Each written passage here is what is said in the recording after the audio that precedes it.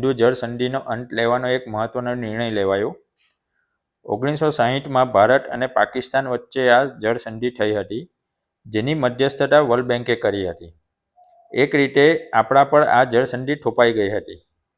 આ દુનિયાની એકમાત્ર એવી જળસંધિ છે જેમાં નદી જે દેશમાંથી ઉત્પન્ન થાય છે એને નુકસાન વધુ છે અને ફાયદો ઓછો.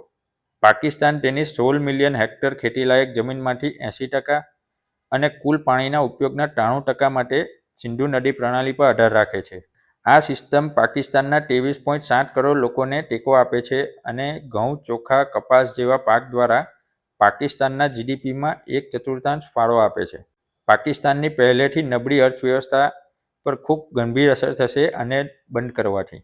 સંધિના સસ્પેન્શનથી ઝેલમ અને ચિનાબ જેવી પશ્ચિમી નદીઓ પર સંપૂર્ણ નિયંત્રણ મળશે, જેના કારણે જમ્મુ કાશ્મીર, લદ્દાખ, પંજાબ અને હરિયાણામાં નવા જળાશયોના નિર્માણની મંજૂરી મળશે. આનાથી સિંચાઈ અને વીજ ઉત્પાદનમાં પણ વધારો થશે. સિંધુ જળસંધિના અંત સાથે ભારત સરકારે એક સ્પષ્ટ સંદેશ આપ્યો: લોહી અને પાણી એકસાથે વહી ન શકે.